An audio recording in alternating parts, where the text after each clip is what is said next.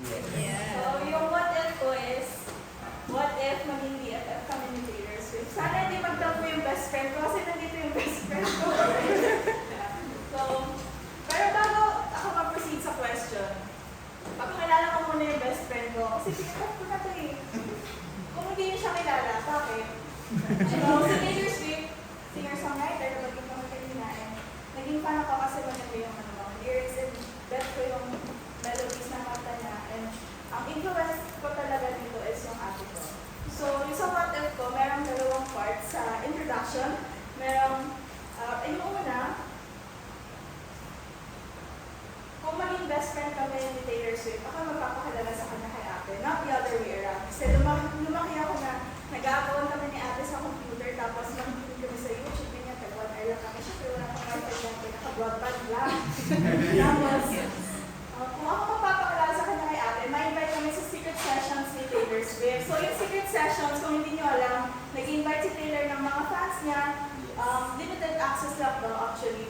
Yung secret sessions, gagawa siya ng cookies, pastries, ganyan.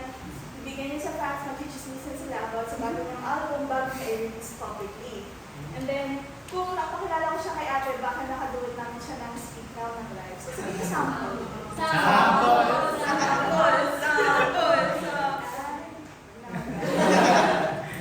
So, kung ako nagpakilala sa kanya kay ate, baka may VIP access kami, backstage pass, siyempre kasama yung tunay kong best friend. And second part, ako yung magiging writer line niya. So, wala sa picture si Selena Gomez. Ako yung magiging best friend niya. So,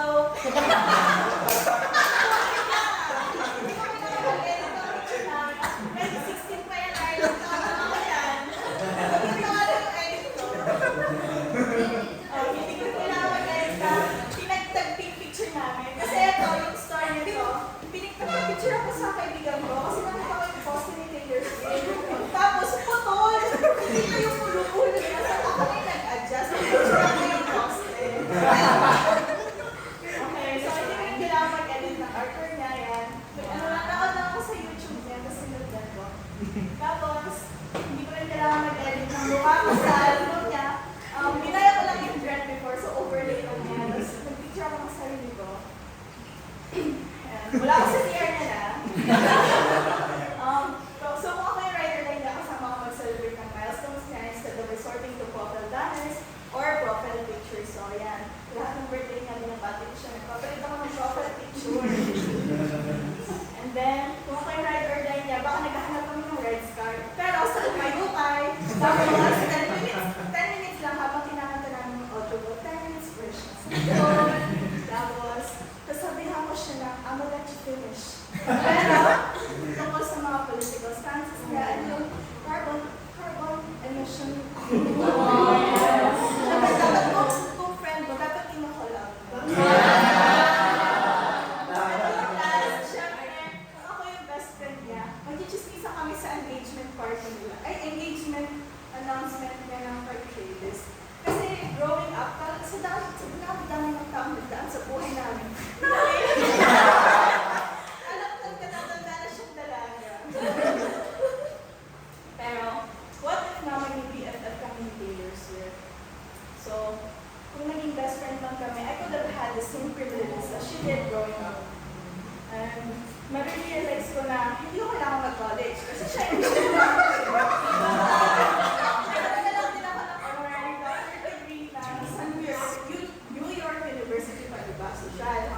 Tapos, ito, ma-realize ko, mas mapapatunayan ko na belonging is often inherited and not just earned. So, dito natin mapapasok yung usapan about privileges, access, and then yung tinatawag natin, yung binabanggit natin kanina ng belonging. Pero bago yun, ano nga ba yung privilege? Pag sinabi natin privilege, according to Frederick, ito yung mga advantages, benefits, and special rights na nakukuha natin ng mga tao or ng groups of people given their identity, background, or circumstances. Matulad kay Taylor Swift. And in some way, according to Leon Royster, lahat tayo, aminin man natin o hindi, meron tayong mga privileges. Sa race, kung taga-Western ka or may lahi ka taga-ibang bansa, ganyan. Sa gender, kung lalaki ka, so since we live in a patriarchal society,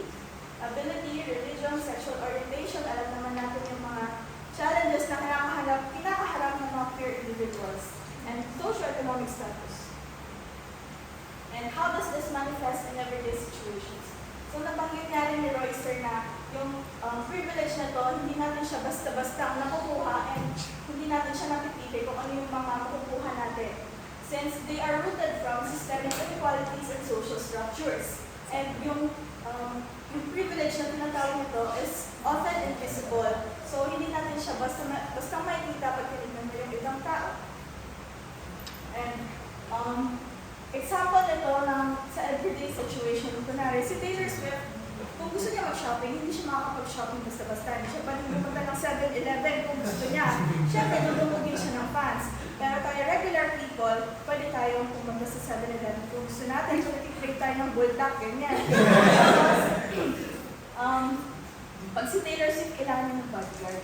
So, it's, speaking of bodyguards, may kilala ba kayong maraming bodyguards? Meron? Ako rin meron. Sino man siya, marami siyang bodyguard. So, matatawag ba natin privilege yun? Yes, at some point, and yes, for sure. Kasi kung i-compare natin kay Lenny Robredo before, noong 2016, 108 lang yung bodyguards niya. Compared dito na 335, and then nag-lessen pa by 83. And balik tayo sa best friend ko. How is she considered na privileged? Ano ba yung mga nakukuha niya sa buhay kung paano siya nagpunta sa place niya ngayon? Una, mayroon siyang financial head start. Yung tatay niya, finance broker, yung mom niya, nagtatrabaho sa somewhere sa finance din. And then, yung family niya, they had a stable foundation. Pag sinabi natin stable foundation, early on pa lang, meron ng support sa kanya sa pag-access ng arts at pag-pursue ng pangarap niya sa musical career niya. And nung bata siya, they relocated to Nashville para makapaghanap ng mga connections. Yung dad niya nag-invest sa record labels and yung demo recordings niya para mapunta siya sa mga tamang tao, yung tinatawag natin. Since yung music industry, kilala siya for shutting out people na walang connections. And hindi lang naman yung visible sa music industry. Halos lahat naman ng industry, kung wala kang masyadong kakilala, hindi ka basta-basta makakapasok. Like for example, yung minsan ko nag-apply siya sa Quezon City Hall. Sabi, kung wala kang, may term siya nilamit kung wala kang kapit, hindi ka basta makakapasok. So, kailangan mo ng connection para ma-approve yung application mo.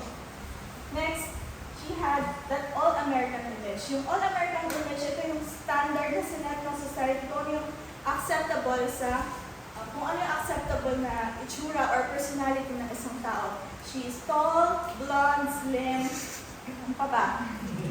Wholesome, relatable, and aspirational na girl next door. Tapos, hindi naman natin dinidiminish yung mga paghihirap niya and yung hard work niya for her work or for her artistry. Totoo naman yun.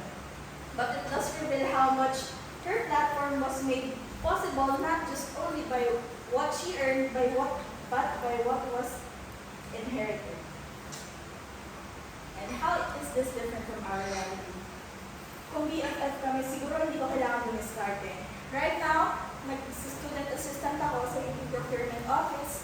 And kailangan ko yun kasi, yun nga, nabanggit kanina na 5th year ko na yung mawawala yung tuition ko. So, kailangan ko mag-ipon para sa tuition ko by next year. And hindi ko rin sana kailangan mag-apply, mag-freelance jobs, like yung student assistant sa kakilala namin na ako nag-record na break, ganyan. And hindi ko rin kailangan mag-freelance graphic design no pandemic. And siguro meron din akong lakas ng loob. Lakas ng loob not just to chase my dreams, but to create it and to live multiple versions of it. So kung meron akong lakas ng loob nun, siguro hindi ko kailangan kung piliin yung engineering or architecture nung nag-apply ako sa UPCA. Siguro pinili ko na agad yung HRI nun. Siguro hindi ko kailangan maging practical. And then,